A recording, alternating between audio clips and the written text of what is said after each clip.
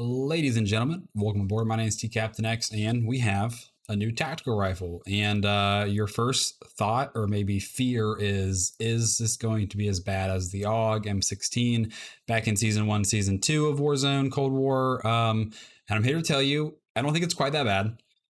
This gun is very good. I'll absolutely say that. It's very good. I'm not going to be like the typical YouTuber and be like, this gun is super overpowered. It's not. It's really good though. It 100% is very good. And I think it is better. It's definitely better than the current state of the AUG.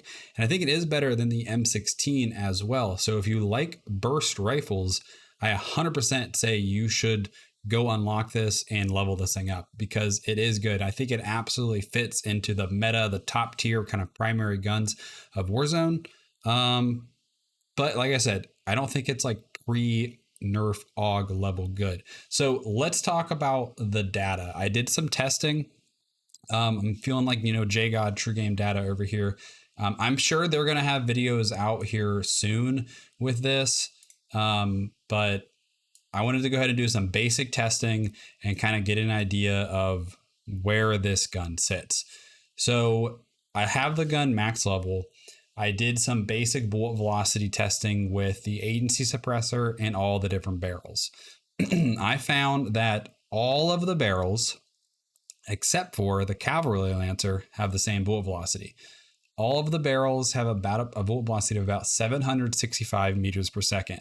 All right, so I'll show you guys really quick how I tested the bullet velocity. So basically what I did was I went the frame before I shot. I'm at 500 meters. I have this marked on the map where I am.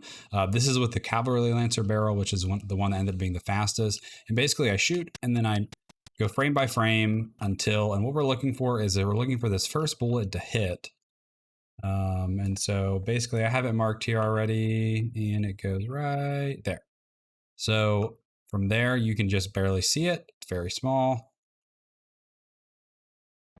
And then it goes away after that.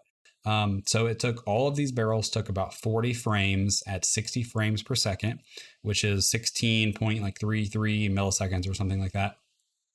So you do the math and then divide that time by the distance and you get your meters per second. So all of them did 765 meters per second. Now, this doesn't add up because the task force, it says it increases bullet velocity, and the strike team says it increases bullet velocity, but that's not true. So the cavalry lancer, which has nothing to do with bullet velocity, it's supposed to increase vehicle damage, has the fastest bullet velocity. I don't know why. It just does. Hey, this is Call of Duty. I mean, what do you expect? So I got... And when I got this, I was like, there's no way this is the fastest one. So I tested it several times. I got between 30 and 32 frames to travel 500 meters at 60 FPS, which when you do the math equals in the ballpark of 990 meters per second. So it's not like lightning fast bullet velocity, but it's absolutely fast enough to be part of the meta. This is in the ballpark of where like the pre-nerf AUG and M16 sat. It's not nearly as fast as a lot of other guns. This is similar bullet velocity to like a AMAX, but guns like, the Kilo, the Grau, M4 have way better bullet velocities, but it's fast enough to get the job done.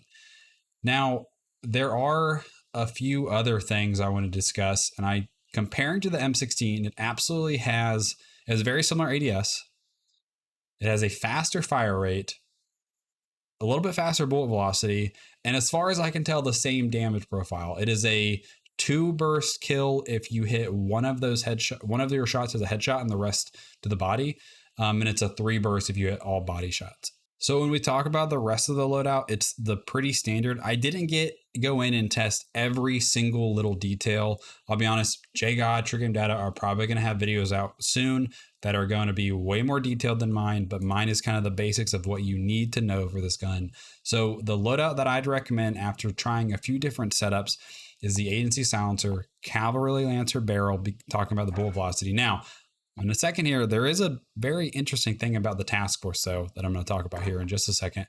Field agent did seem to help the most with recoil from me very briefly testing it. I just went 45 round drum.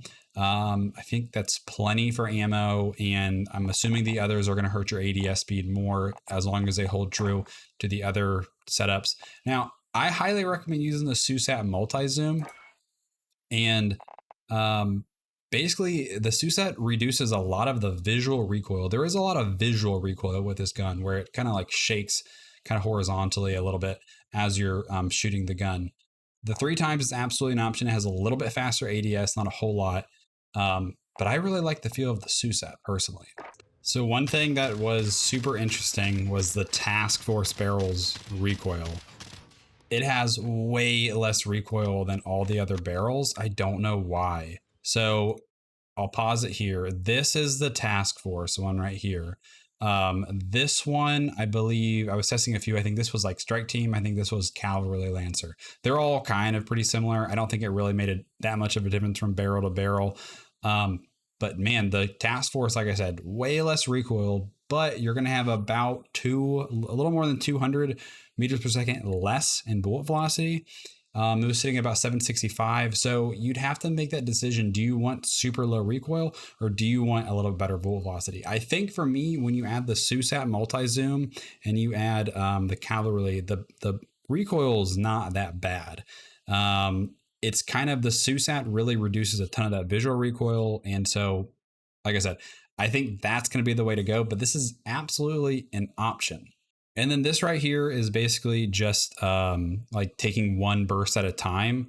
So this over here to the left was no field agent with a cavalry. This was the cavalry, and then this was the Task Force. So the thing about the Task Force is if you just fire one burst at a time, there's not a massive difference. It's pretty similar. But when you fire repeatedly, the cavalry definitely travels up, whereas the Task Force kind of stays right there. It kind of like it resets down. So I'm not sure what the deal with that is. It is absolutely not labeled correctly because it is supposed to have worse recoil according to the cons in the stats, but I don't know. So yeah, guys, there it is. Like I said, this gun is absolutely very, very good. Is it incredibly overpowered and needs an instant nerf? I don't think so. We'll have to see how things play out. I'm going to let a bunch of Plunder clips roll. I hopped into Plunder and used a few different setups. I'll have it labeled which is which. Like I said, my favorite setup was definitely using the Cavalry Lancer barrel, which gave the fastest bullet velocity along with the Susat multi-zoom. The Susat did give a little bit less slower ADS, but it's very small difference. Now, the other thing, if you're wondering, does the Susat give glint? No, it does not. It used to. It was fixed. JGod confirmed this in a recent video where he retested all of the optics. Susat does not give glint, neither does 3 times. But the Susat has a massive difference on decreasing visual recoil. So for me, I really, really like that. It felt low recoil. It was easy to control. This gun at mid-range is a beam. It is very, very good.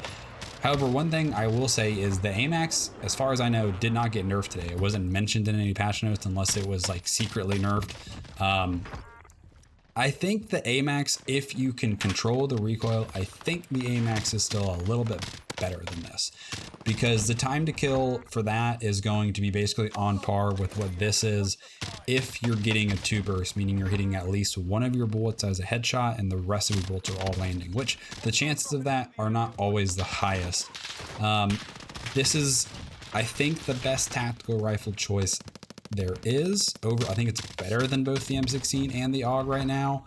But like I said, time will tell of where this thing actually sits. I absolutely think it is worth leveling and unlocking. Now, the one thing I will say is if you're wondering how do you unlock this, it is 2 rapid kills in a game in 10 different games. It is very hard to do in Plunder. I highly recommend, if you have Cold War, doing it in Cold War. If you don't have it in Cold War, I am sorry. It's going to be a pain in the butt for you to try to unlock this. What I did is I actually went into Hardcore. You can do any game mode, but I went into Hardcore Nukedown, and I would get 2 rapid kills. You can check in-game if the progress counted. Now, you have to complete the entire game for it to count. In Cold War, you actually can leave the game and it'll count towards unlocking in Cold War, but it will not count unlocking it towards Warzone unless you complete the game. It was weird. So what I did was I got 2, I would leave, and it let me unlock it. I did that 10 times, but when I went to Warzone, none of those counted. So I went back to Cold War, did it again, and I stayed in each game, and then they were counting. So, and then you can level it by using XP tokens in Cold War, or you can level it also by doing plunder supply runs with a helicopter. So either or. Guys, I hope this video helped you. I hope you enjoyed it. If you did enjoy it, please consider leaving it a like.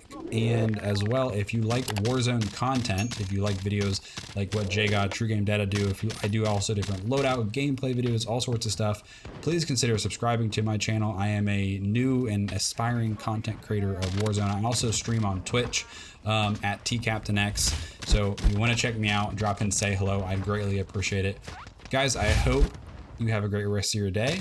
I hope Verdansk and Warzone treats you well, and have a good one, guys.